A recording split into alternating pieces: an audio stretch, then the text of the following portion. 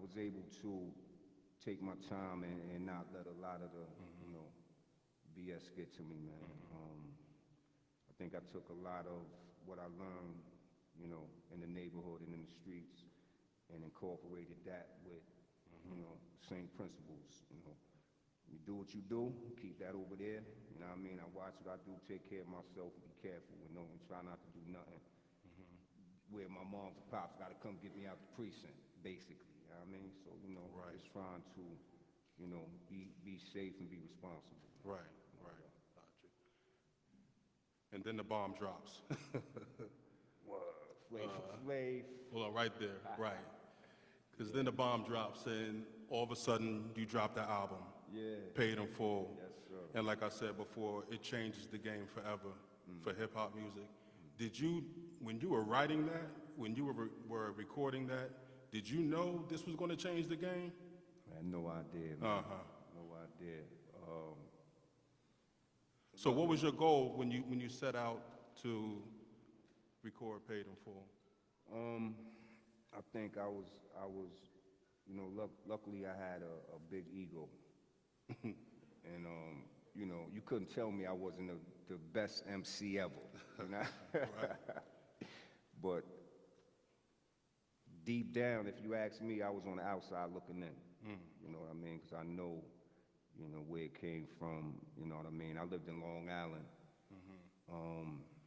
It's a little different being in the suburbs and competing with MCs from Right. the inner city. The Bronx. And, You know what I mean? So that was my competition, knowing that they had like an inside, view of what was going on, and they can kind of, see what was going on a little better than I could. So I just tried to zero in and, definitely find my own lane, but know what my competition was and just try to compete and just be in that ballpark, man. But like I said, at the end of the day, if you really ask me, if nobody was in the room, I'll tell you, yo, look, I'm trying my best. Hopefully somebody will like this. Right. You know what I mean? But, just trying to be true with what I was doing. But at the same time, young kid, had a little swag. You know what I mean? I had a couple mommies hollering at me, so, I was feeling good about myself, man. But yeah, just riding with that, man, and just, letting my altered ego write rhymes for me. wow. How long did it take you to record Paid in Full? Paid in Full was actually, it was kind of, one of the fastest albums I did. We had no manual on what to do in the studio, how to approach it, how to make a song. We would just go into the studio. I would take a handful of records. At the time, I didn't know how to sample. Luckily, we had a very good engineer, was also a musician named Patrick Adams, and he knew how to work everything in the studio. So I would go in the studio and say, yo, play the beat, say, yo, you hear this beat right here? Give me 4 bars of that beat, loop it for me. He would loop that. I'll pull another record out, boom. Take this bass line, give me 8 bars of that, loop it for me. I'll pull out some horns. Yo, these horns is a little bit off key. Fix the key for me and loop that for me, you know what I mean? And which was dope. If it was something that I didn't hear, he would hear too, like, that horn's a little off. And, back in the days, if anybody listened to the early, 80s samples, hip hop, a lot of the samples was off key. A little off, yeah. You know what I mean? But luckily we had, professional engineers, and, I had a little team with me too. I knew what I was doing.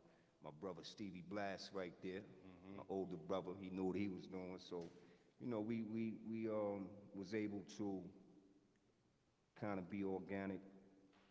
We would make the music, and then I would go sit down and write the rhymes in the studio. The only thing that I would do different is study my rhymes before I went and laid them down. Because, we sitting in there having fun. I would write my rhymes, and once I finished, like, yo, cut the mic on. I was going in with my notebook. But, if there was one thing I could do different, I think just study my rhyme before I laid it down so I can own it a little more. Gotcha. But, like they say, everything happened for a reason. That's right. You know what I mean? And it is what it is. So I guess I shouldn't touch that. Right, got you. Yeah, it came out the way it's supposed to come out. That's right. No, which is doubt. classic. Yes, Which is sir. classic. Yes, sir. Okay. And then your first video drops, right? Flavor Flav. And I guess we'll start there. Yeah. A new artist, this is your first video. How did Flavor Flav get involved in this project?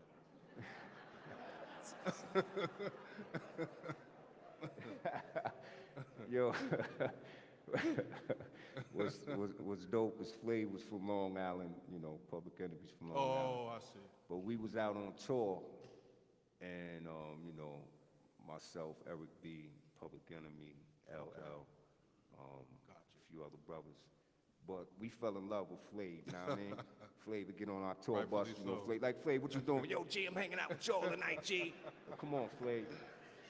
Flav ride with us, and you know, we just bonded. We used to go back off, you know, go home off the road. I go pick Flav up from Freeport. We go hang out in New York. Wow. What I love about Flav is he's always Flav. Authentic, that's I right. don't care, you know, if it's 5 in the morning, 6 in, you know, always Flav, no matter, you know, what's going on.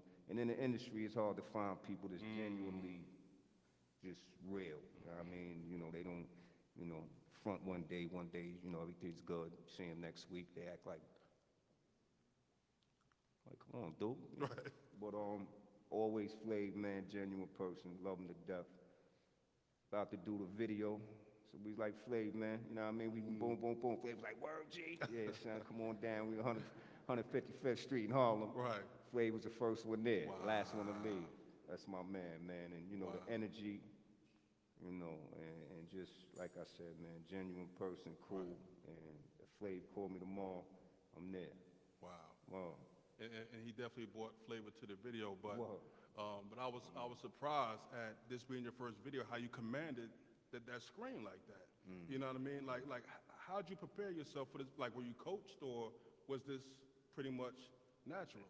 Nah, I think maybe that was from, you know, just, you know, being a fan when I was young, you know, watching the artists, you know, when I was coming up. I remember when I was real young, my brother took me to Central Park in Manhattan, and it was a jazz concert. I played the sax, so he used to take me to concerts with a lot of saxophone players just to kind of, you know, get me very interested. I might say that was his word. You got to be not only interested, you got to be very interested. You got to. But he took me to see this jazz concert in Central Park, and it was this brother named Dexter Gordon. He was playing, he was killing it, and every time he would finish playing, he would hold his sax up and look at the crowd like. And I was a little kid, like I could do that with my set, but the way he commanded the stage and just his look on, you know, his swag, he didn't really care about what you felt about him, but every time he finished playing, he hold that horn up, and I'm like, that's hard right there. And I'm a little kid, but I just remember, you know, the look on his face and the way he was doing that, and that showed me a lot as far as like, you could do whatever you want, as long as you mean it. You know what I mean? As long as it's you. And, you know, and at the end of the day, I can't dance or none of that. I got a little two-step, but, you know what I mean? So I was just being, I guess, natural on stage and like more like just acting out what my records were saying, man. But just trying to entertain, man. Amazing. So so let's take it all the way back. Let's take it all the way back to where you got your inspiration from. So, oh man. Yeah. So you said in the book that you had the music gene.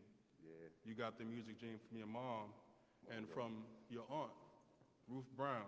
Hold up. So kind of expound for the people who haven't read your book yet what that music gene is and how was it having such a renowned artist right there in your home? Coming up, you know, music was always in the household, man. My mother, she sang everything from opera to jazz. Wow. And she came up in Brooklyn. She sang at the Apollo You know what I mean? She was about this close, and my pops was like,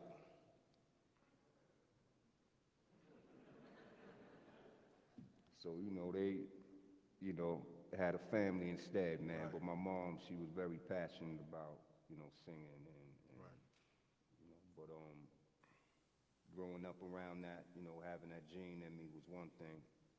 And I was fortunate enough to be seated by my Aunt Ruth, man. You know what I mean? I used to sit in her house and watch her prepare. Like sometimes, I would go there every day, sometimes not even knowing she had a show that night. Oh, wow. You know what I mean? So we in the house, she doing her thing, watching the stories, eating Slim Jims. So I'm sitting there, and I would always like ear hustle and just watch.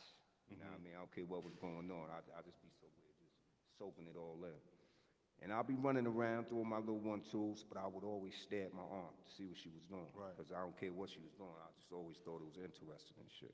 Right. But she chilling, watching her stories, Slim Jims. She had a dog named Herda, and Herda running around. Wow.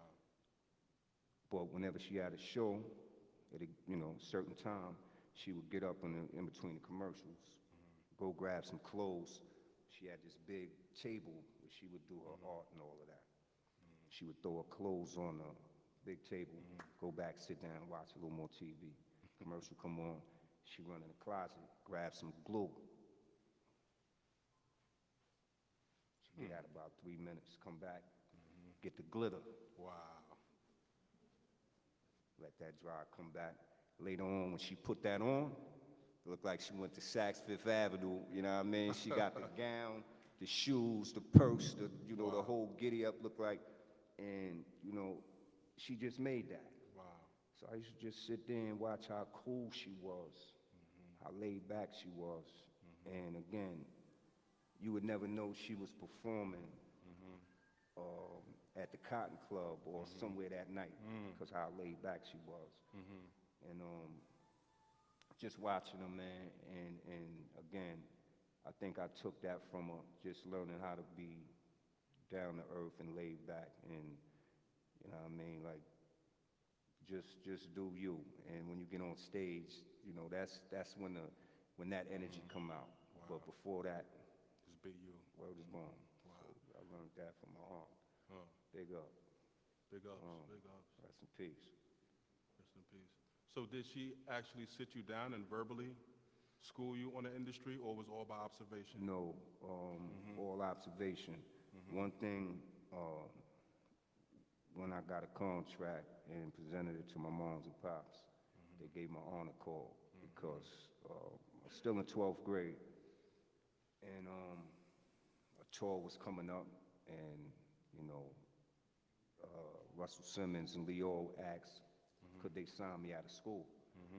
So, it was a lot of energy going around the crib. But, my mom's called my aunt, and my aunt was like, let them go for it. Okay. Hold Okay. up, you know what I Right. mean? Let them go for it. Next Wow. week, moms and pops came up to the school and signed me out. Of course, I had to hear the, if you don't, you know what I mean? But it was a blessing, man. Wow. They signed me out, and me and Eric B went on tour, and, the rest was history. Wow. So just moving along. Aha. Uh-huh. Can anybody find Rakim on this picture? Yeah, when I first saw this picture, a good friend of mine sent me this picture, and I just was like, wow. Yeah, this So, is crazy, man. So again, we're talking about the music gene. It was in you early, bro. Word So another quote in your book, you said you have, you saw music in your family, like basically make their souls shake. Like music shakes the soul. Yeah. So in your experience, what music growing up really shook your soul and like inspired you to want to be a part of the game? Well, coming up, being, a little kid, and I'm listening to jazz, I'm listening to R&B, Ray Charles. My mom loved Ray Charles. I was listening to grown music when I was 4, Wow. basically. one thing that I realized though is the profound effect at a young age. I remember sometimes I would sit and look at people's expression on their face while they was listening to music. You know, somebody's song come on, they get up and they like, you know what I mean? I'm looking like, you know what I mean? Like, and you just see pure joy. And, you know what I mean? Just energy that, you know what I mean? It's like, at the time I didn't know that that was gonna be important to me. But I just acknowledged, you know, like I said, the profound effect that music had. Sitting down, my mom would play a lot of instrumental jazz as well. And I remember the instrumental jazz, even though it didn't have words, it still had a feeling and a mood, and it made you feel a certain way, it made you think a certain way.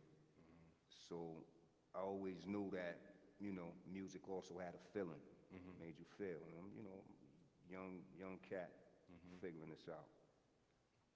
When I started writing, I remembered everything that, you know, I grew up on and, you know, thinking about music, dissecting music and just going through it. And the first thing that I started doing is, you know, before I would write, I would listen to the music because I knew that music had a feeling. So I had to listen to the music to see, you know, if it was energy, if it was a joint I felt, you know, maybe I should, you know, get at a female on this one. Maybe I should drop science on this one. But every track to me had a feeling and a direction. So, you know, being able to, you know, listen to music and dissect it at a young age, I was able to interpret it, you know, through my pen and my art. But you know, coming up, man, it was, you know, everything from Motown, Gladys Knight and Pips, Stevie Wonder, you know, Michael Jackson, you know, and being young. When Mike came out, it was like, word, we can be stars at this age, you know what I mean? So it was like a real, like, you know, like a gallon of gasoline for a kid that had hopes on, you know, being a star. And, you know, again, not knowing, you know, I thought I was going to be a football player. I didn't know I was, you know, going to be, you know, in the hip-hop game. But, you know, just going through it and just trying to absorb everything, you know, that I could, you know, it all came out good. That's right. It did. What was the first album that you owned, that you bought? Well, after I messed up a bunch of my brother's albums, and I remember I messed up my sister Stephanie Mills. I went in there, I was scratching on her on a record player. There was no felt under the record player, so. But I thought I was doing my thing till she came in there one day and flipped the record over. I was like, But I like that Stephanie Mills joint. But I think the first record that I had, that I bought, was a Michael Jackson album. Me too. Hold up. I think I want to say it was Enjoy Yourself. Hold up. I just remember a white cover. Hold up. And I just remember, you know, just having it, playing it, and doing what I didn't do to their records. I put it back in the cover. But you know what I mean? And then, you know, you start to realize the value of vinyl, you know what I mean? But it, you know, I think that right there set it off for me. But shortly after that, my brother right here, he worked at this record pressing spot. And hip-hop just came out of nowhere. So, you know, 79, 80, you know, he's bringing home these records, stacks of records. So I finally get my foot in the door with these little DJs around the corner. So you gotta bring something. You gotta have turntable, you gotta have speakers, you gotta have something. So I said, yo, I got records, man. That's all, I got records, man. So I'm taking my mom's and pop's records at first. So, you know, he's bringing records home, and what threw me off is when he put the stack down, the first couple records was, you know, I couldn't even read what the records was. I'm like, garbage. So, you know, ran out of records to steal from moms and pops. You couldn't steal everything. You had to, be selective of what you took, because they was, they knew what they was doing with their collection. So, I'm anxious. So I'm looking at this stack. So one day I'm pick it up. I start looking through it, and I see a record that said "Flash to the Beat." So I'm like, what is this, disco? So I said, look, I need this, man. I'm batting 0 right now. So I grabbed a stack of his records, went to my man crib, threw the record on the turntable. The record said 1, 2, 1, 2, 3, and listen to this. Listen to this. It was Grandmaster Flash. Yo, my friends looked at me like, I'm like, yeah, baby, I'm in, right? I'm in, right? I got more of these, I'm in, right? I went back to my brother, I gave him the look, because I ain't know, I stole his records. So, I'm a little scared, so I look at my brother like, he act like he ain't even care. So I was like, yo, Stevie, man, the records you had on the joint. He looked at me, what, you took them? I was like, I took a couple joints, man. Yo, you got more? He was like, yeah, I'll bring some more tomorrow. Wow. He starts bringing me home break beats. Right. Just records, especially, the Furious 5 record on vinyl. People's like, how did you get that on vinyl? This is 1980, man. My brother, but yo, son, don't worry about that, man. Listen, I got more where this came from, man. If I'm down, you gonna hear a bunch of this right here, man. I got it. But he started bringing me the joints, man, and that just set me up.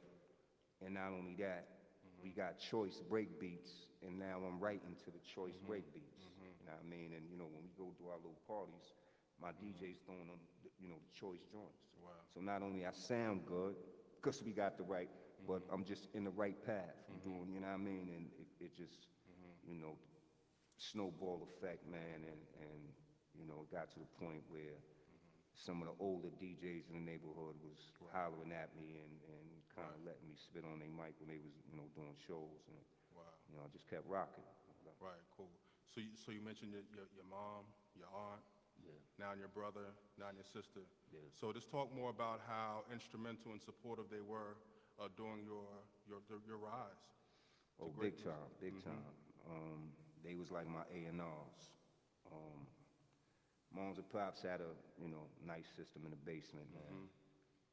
And, one of the key things about my career, people ask, you don't curse. You don't curse a lot. I might curse like 3 times. If you ain't here, don't tell nobody. Right. The reason why is because my moms and pops was my biggest fans. Wow. And in order to play my music on that system downstairs, you could couldn't have too many curses or me, you know what I mean? I'm 17, so I would have got smacked in my head. But I knew moms and pops was gonna listen, and I just choose not to curse, man. You know what I mean? Knowing they was gonna listen, and coming up, you hear, it's good coming up in the generation I came up in, man, because you hear all the good sayings, all the good slogans. But, I remember somebody said, if you got to curse, you don't have a vocabulary. Wow. If you got to use that word, then, so I kind of adopted that with writing, you know what I mean? And I just, tricked myself into saying, anytime I felt I had to use a curse, I said, come on, Rod, you got a better word than that. Come on, Rod, you got a better word than that, you know what I mean? And it just became like, those words became like the words you wouldn't use in hip hop. Like, after a while, people stopped saying fresh, like in, the mid 80s, late 80s, because it was what we felt old at the time. But, things come back. But to me, cursing was like, that's all you got. Like, like people said them words 1,000 times already.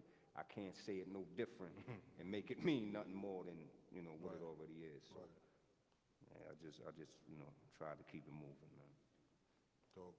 So football, you mentioned football. Yeah. So did you ever think you could do both, play football and focus on music? Nah, I thought, you know,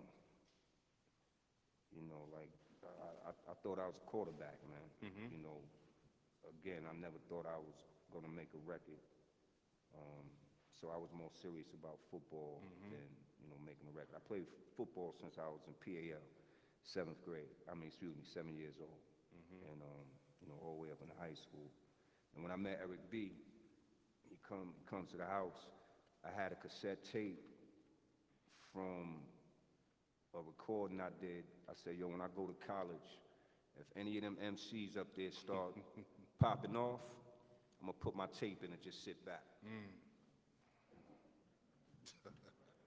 So I made a tape. I remember it was like almost like 2 hours long, just spitting. And when Eric B came to the crib, that's the tape I played. Wow. You know what I mean? It already had a version of the melody on it. And he asked me, what I was doing. Told him I was trying to go to college or waiting to go to college to play football. Then he came up with the idea.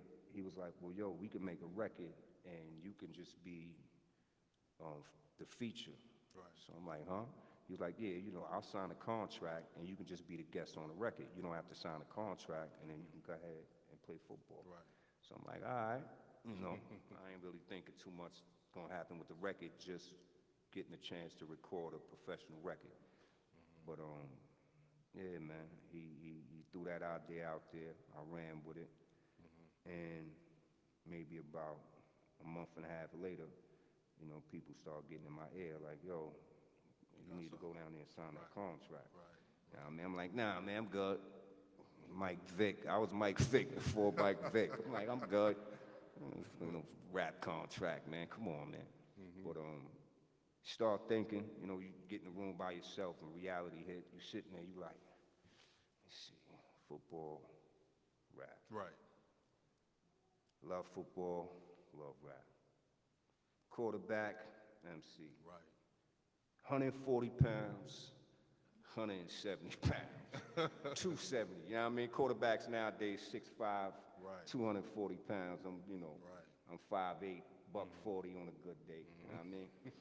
I said, yo, maybe I'm gonna holler at Eric B, man, and see, you know what I mean, if he's serious with this contract, man. Because if he playing around, but you know what I mean, you weigh your apples, man, and you realize like, football's a dream.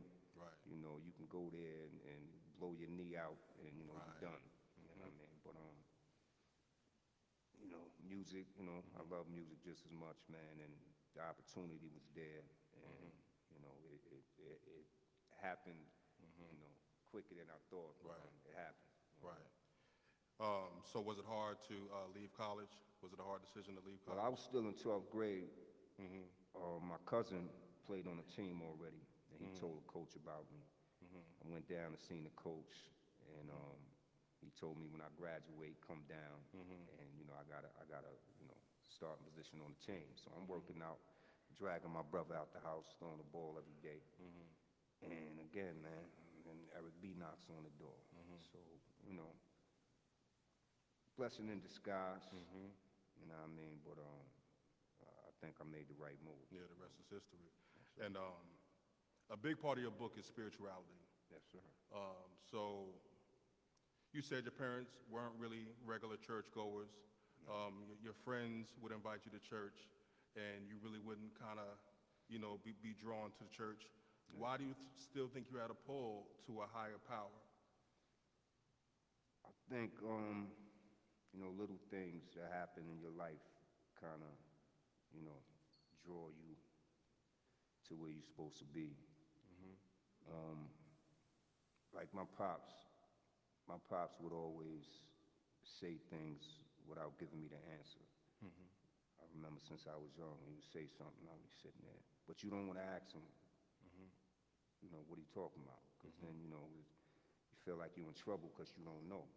So act like you know till you figure it out. But then, again, man, I just realized that was his way of training my thought pattern, or, you know what I mean? Getting me to use my mind. That's right. when I went down to see my grandfather, my father's father, I figured it out. Sitting there, I'm about 5, 6 years old, and my grandfather was old, no nonsense, so I was always scared to talk to him. I, sit in the room, just stare at him. So one day he looked at me, and it's about 10, 11 in the daytime.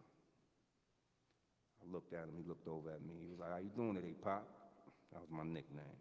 "How you doing today, Pop?" So I looked at him, I said, "I'm all right." He said, "You learned something today?" I was about to lie, but then I know he would have asked me what I learned. So I said, "No." So he said, "It's all right, just don't go to sleep." And he sat back, and that's the last thing he said to me that day. So I'm sitting there like, man, listen, it's summertime. I gotta do work down here? Summertime. Trying to figure out, don't go to sleep till I learn something. But it took me years to realize what he was saying is basically if you go to sleep without learning something, you wasted a day. And it took me, years to hear that phrase mentioned in different, different places and things like that, man. But I realized my father and my grandfather's train of thought. And that right there, I started making sure I learned something every day. I don't care what it was, you just learn something. And it, again, snowball effect, and went from just, figuring, small things out, or reading the paper, or watching the news, to trying to figure out what life was about, basically. You know what I mean? And to the point now, my brother tell you, I'm at the house, I study quantum physics, I'm studying, I can't even pronounce his name yet, Blast, but Joe, this right here is crazy. He like, "Word, what's that? I don't know yet, man. Just give me a minute," you know what I mean? But it's a blessing, and, just feel good to learn something or hear something, from my father or my grandfather, or just to know what they distilled in me got me to this point. Right. You said accepting a higher power is the first step to becoming a great artist. Could you talk about how your spirituality impacted your music career? Yeah, what we call it knowledge of self. What it did for me is number one, it grounded me. It gave me a deeper understanding on what my purpose was and what I felt life was. I think listening to artists as we come up, I think some of the artists that have, a real impact on our lives is some of the artists that touch us a certain way. And I think the only way you can do that is if you're in touch with yourself. And that's where the spirituality comes in. That's where the consciousness comes in. That's where the culture comes in. And, being able to interpret it and express it in art, you have to live it. So, that, to me, that's one of the foundations of just, being grounded. Right. And then you converted to Islam, as you can see, the 5% symbol. Yes, sir. So you're a member of the Nation of the Gods and Earths. Yes, sir. For a novice, someone who's never heard of the Nation of Gods and Earths, or the 5%ers, how would you explain what Islam and that faction is and how you practice it? Well, I hope y'all got about 3 hours. All right. About 3 hours. The truncated version. Yeah. Well, basically, it's Nation of Gods and Earths. Clarence X, one of the students of Elijah Muhammad and Malcolm X, he took the lessons a little further and determined that, now I don't want to offend anybody, but he determined that man was God. Right. And it teaches us how to be gods, how to be responsible nature of what God is. And at the end of the day, it's the code to righteousness, you know what I mean? For me, it helped me out a lot coming up, you know, as a young kid. I was, you know, letting the hood affect me. You know, for myself, it was personal. I caught my first gun charge, I was 12. And, you know, I knew I needed something. You know, I was tired of letting my moms and pops down. And I knew I needed something to show me, you know, the right way. And when I first got into it, the energy and you know, I knew it was right. And at the same time, you know, my mother and father was, you know, somewhat, you know, good Christians. So I know I had to try to figure out, first of all, to them explaining what makes me God. So it took me, you know, a couple months, but what I started doing is, first thing I did was I would look in the Bible. I said, well, if this is true, I should be able to show and prove that in this book as well. And sure enough, you know, I started going through the Bible and seeing things. One of the passages I seen was Psalms 82, verse 6. And it say, I have said, ye all the gods, comma, quotation, children of the Most High. And once I seen that, it was over. You know what I mean? I could feel, you know, the hairs on my neck. You know, I didn't expect it to be that vivid. I thought I would have to, you know, kind of read in between the lines, but, you know, that vivid. And then again, and then again, and then again. So I didn't, you know, tell my mother that right away, you know what I mean? But what I did, the first thing I started doing was taking care of my responsibilities. I started cleaning my room up. That blew her mind. She said, baby, this 5% thing is doing good for you. Right. You know what I mean? I come home, I feed the dogs. You know what I mean? I vacuum the floor. Right. I started applying myself harder in school. So she seen that it was good for me. So you started being the example. Yes, sir. As opposed to reading and talking about it. And one day, I came home, and my mom said, Rakim, come here. Scared the crap out of me. I ain't know. Oh, wow. You know what I mean? But that was the day that she accepted, you know what I mean? Wow. You know, who I became, man. But yes, we call ourselves the gods.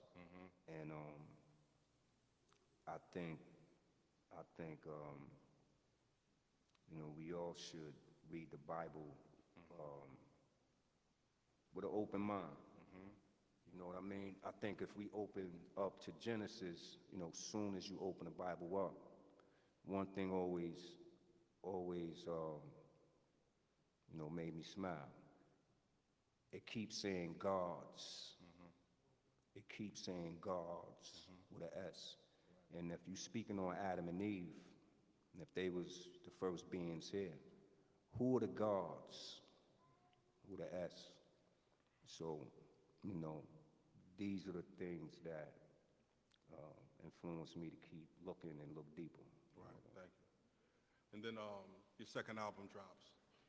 And I'm noticing the Dapper Dan jackets, you know what I mean, from Harlem. And you were more representative of the nation through that album cover. And the name of the album is Follow the Leader. Yes. So at that time, did you know that people were looking towards you as, I mean, all respect to Buster, but you were the leader of the new school? And basically that album was saying, you know, get behind me and follow the leader. Is that a fair assessment? I gotta be truthful, all right?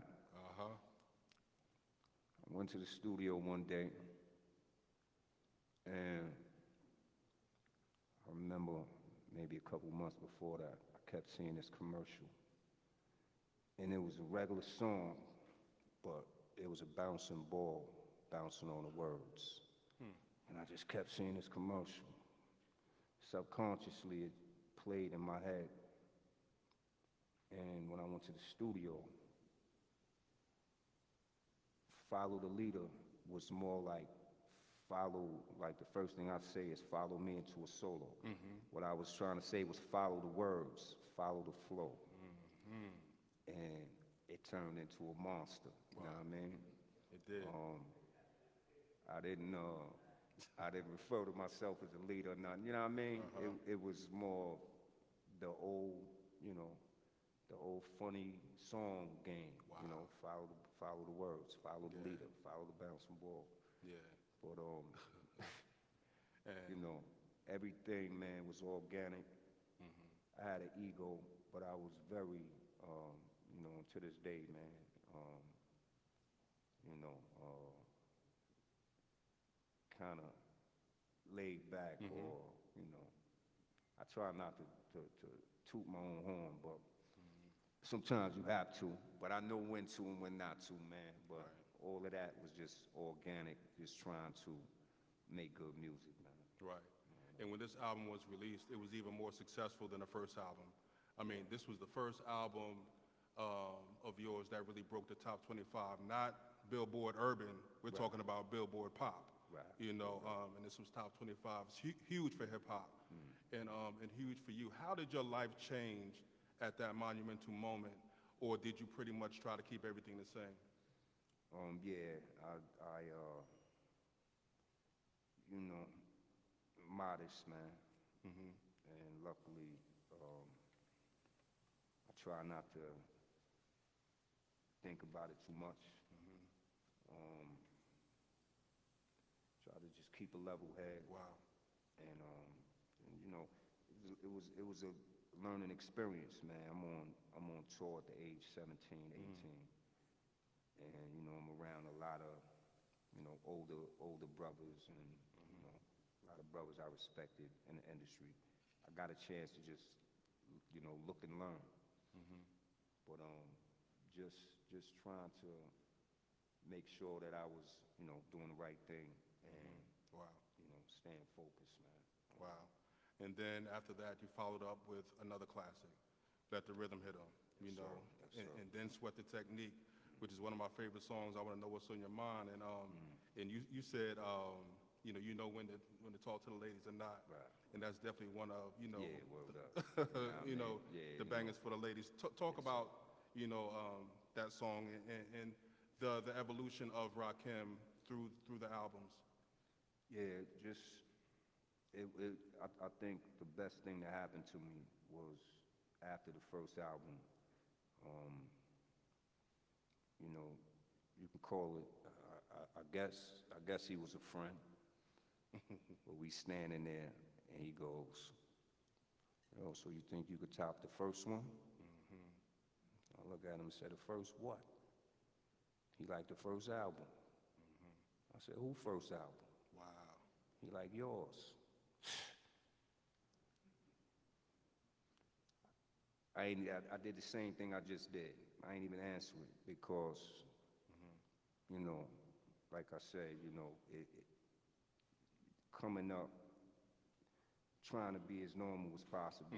I didn't, you know, people used to have to tell me, "Yo, Ra, it's 2 o'clock at night, man. Get out the hood, baby." Wow. Like, you know what I mean? I'm still in the hood having fun. I got about 40, 50, 60 people around me. We having a ball. Wow. And, you know, I wound up leaving for that reason because I was just too comfortable. But just trying to, you know, be regular and, you know, keep my sanity, man, and you know, at the same time, you know, do what I was supposed to do, man. Wow.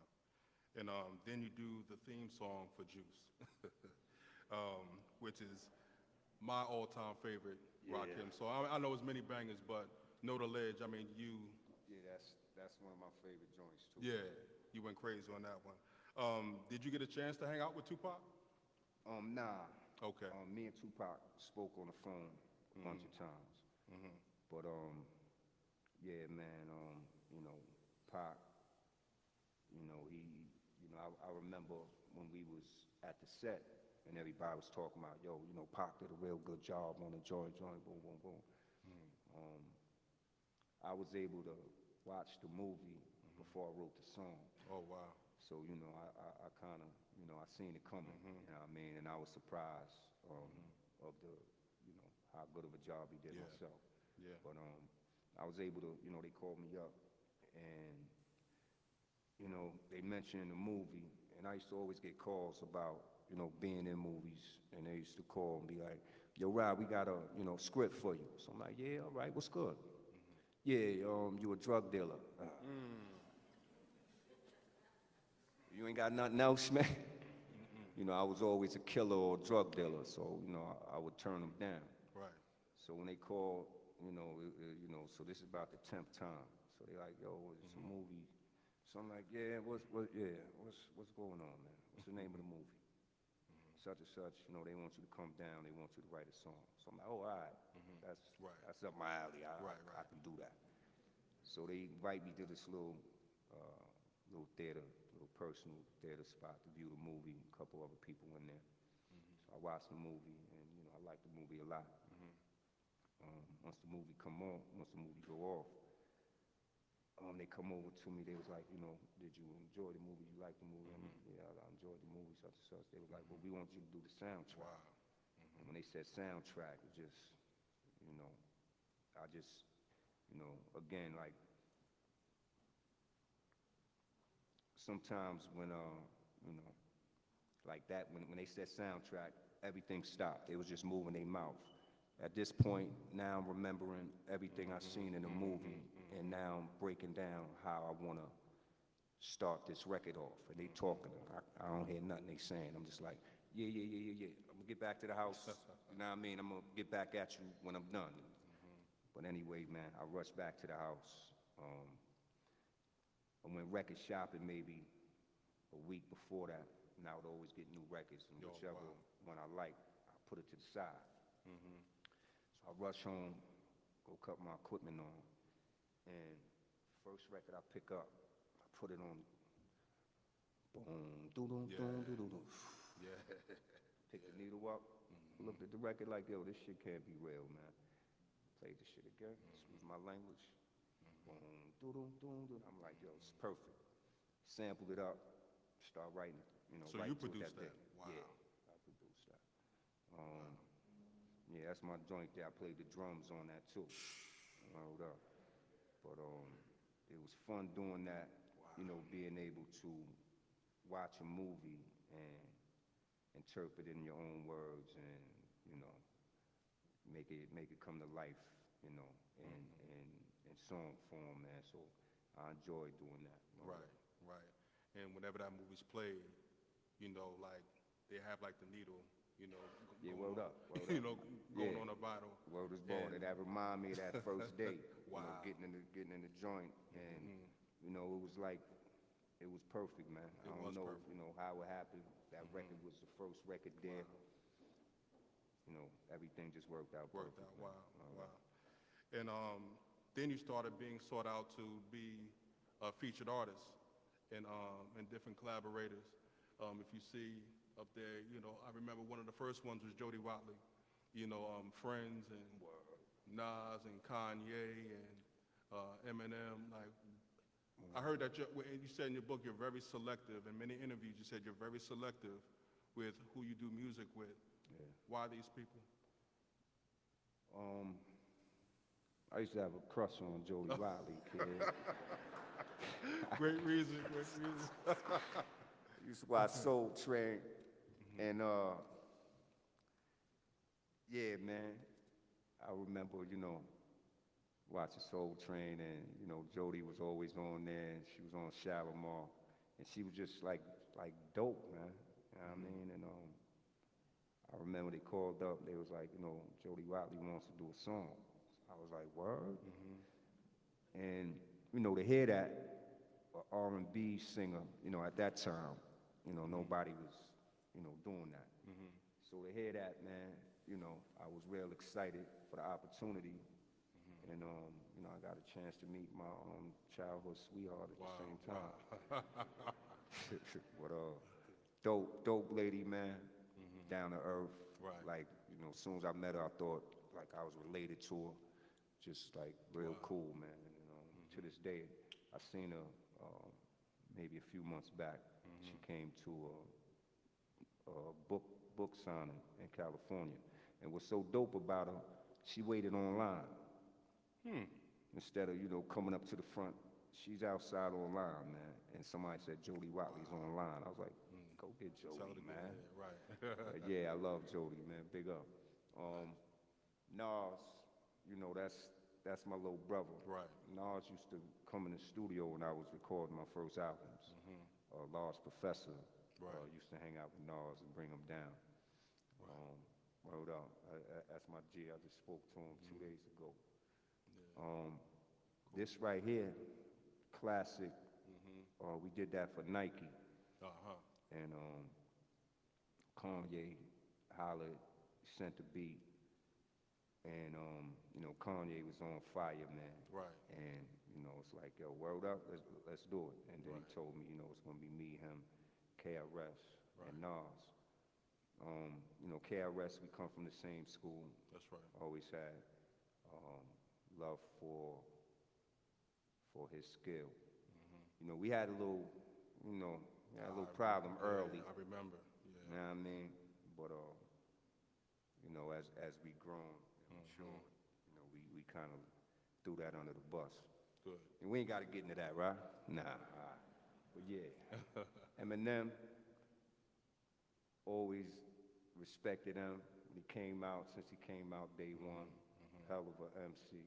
Was out there with Dre, and me and M hooked up a couple times in the studio, and just, you know, knew that we had to work together. We just waited for the right time. And he hollered when he was doing his 8 Mile joint, was like, Rod, I need one.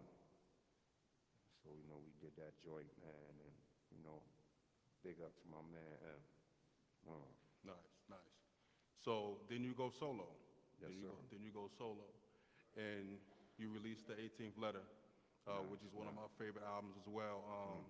When I'm Flowing, you know, is definitely one of my favorite songs. Yeah, I love that song. And so tell us how different it was being a solo artist as compared to being in a group the whole time. Or was it pretty much the same? Nah, it was different because it was just me. A lot of the work previously, you know, me and Eric, you know, we have to somewhat decide on what we was doing.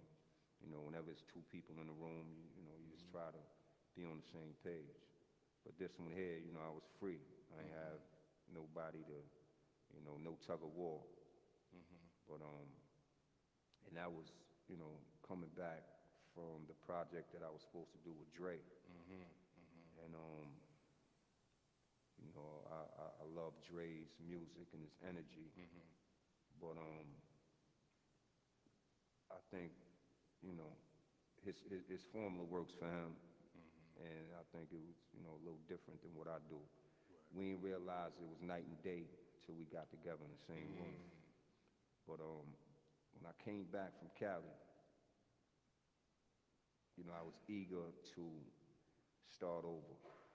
So, you know, being able to be free in the studio and say what I felt I needed to say and was supposed to say was big at that point for me. You know? And I saw your Tiny Desk concert, which was definitely one of the best Tiny Desk concerts. It seemed like you had a good time, and, you know, and when you perform on stage, I know you have to give so much. How do you prepare yourself for a performance? Do you empty yourself out? Like, what's the process? Because you have to give so much on stage. How do you prepare yourself for a performance? You know, I don't watch soap operas, man, but I get the box of Slim Jims. Wow. Nah, just, you know, I try to be as normal as possible, Wow. man. Gotcha.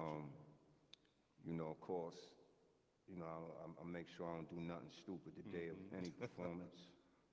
I don't like to drink before a performance. That went real bad one time. I remember I was in Miami. Uncle Luke.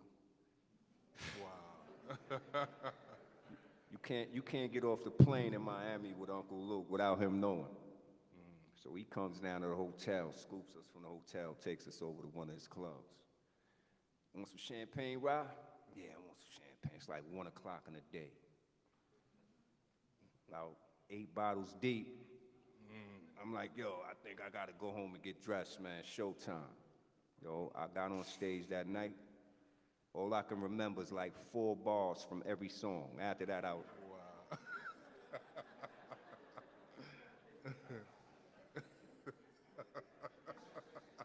couldn't remember nothing. Wow. Luke standing right there laughing at me. Kept looking at him like, next record, come on, 4 bars.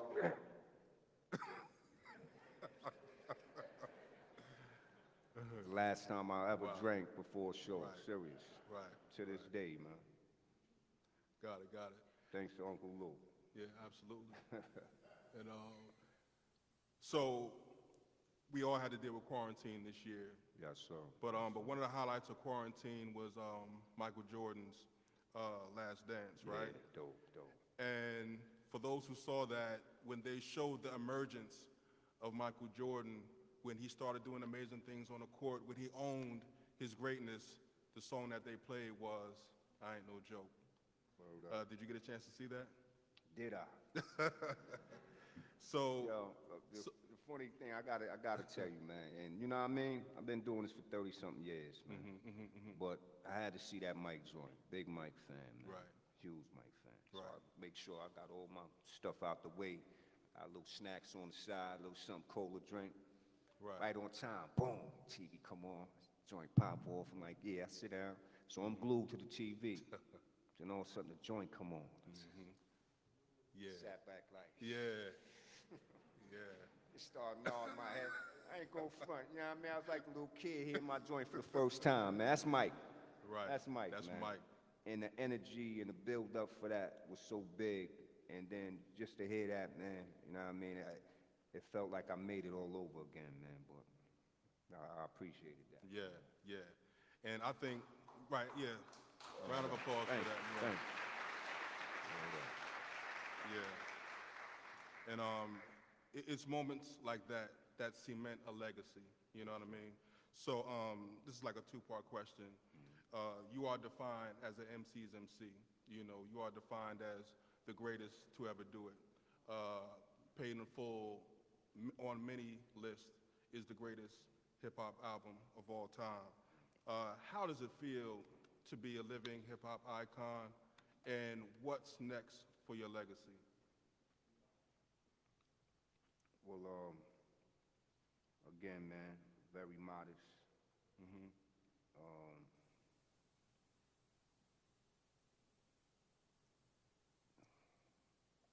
Try to be a wordsmith. You think you got, you know what I mean, words for everything. But, you know, that's one thing, you know, and it's been a while, and I still can't answer that question right. Wow. You know what I mean? Like,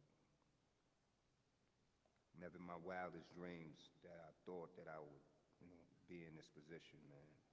And to be able to, you know, reach people and to hear the response that I hear when I see people in the street. Like, you know what I mean? You know, I count my blessings every chance I get, bro.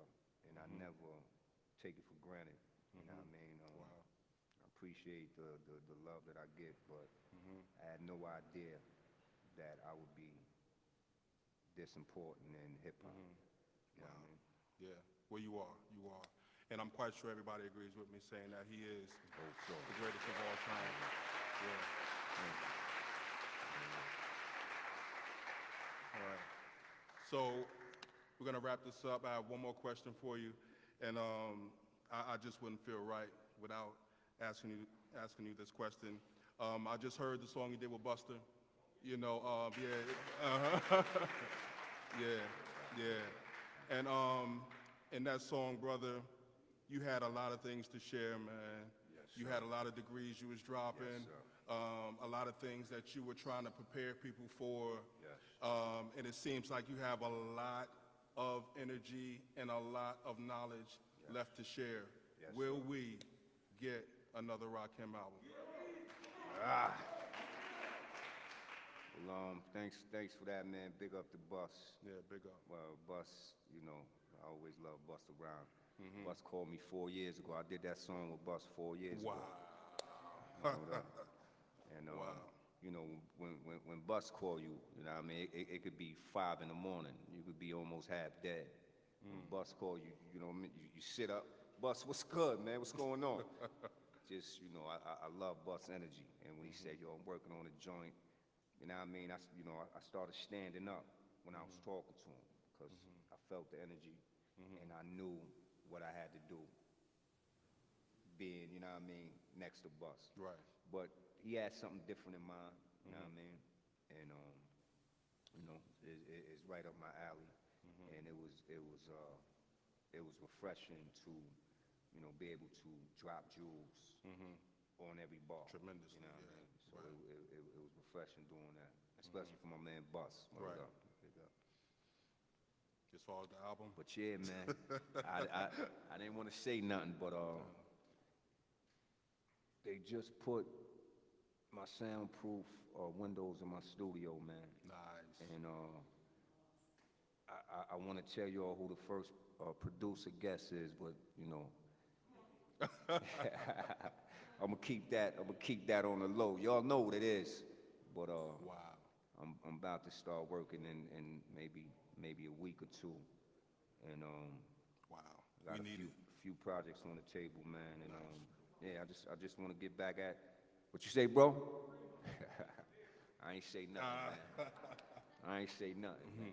But yeah, you know, I can't wait. You know, I got a lot to say. It's a lot going on right now. It's a lot, you know, that I want to address with you know, what we facing right now, We have and then see if I can slip a little good music in there. Right, You know right, what I mean? right. But yeah, I'm looking forward to that. So hopefully, maybe something later on this year, and then early Nice. next There year. we go. Well, There we go. thank you, man. Nice. Nice. So we're gonna wrap this up, but I definitely want to speak on what you just said. So with what's going on in the world, racially, with the pandemic, with technology, what do you see for the future of this nation? We need to hear from you. Well, one thing that I see that, you know, I feel good about, through the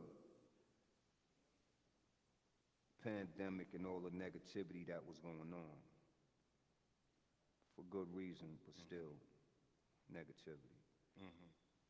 Best thing about it is it was blacks and whites side by side. Right. You know what I mean? And, you know, to me, that's the light at the end of the tunnel. That's right.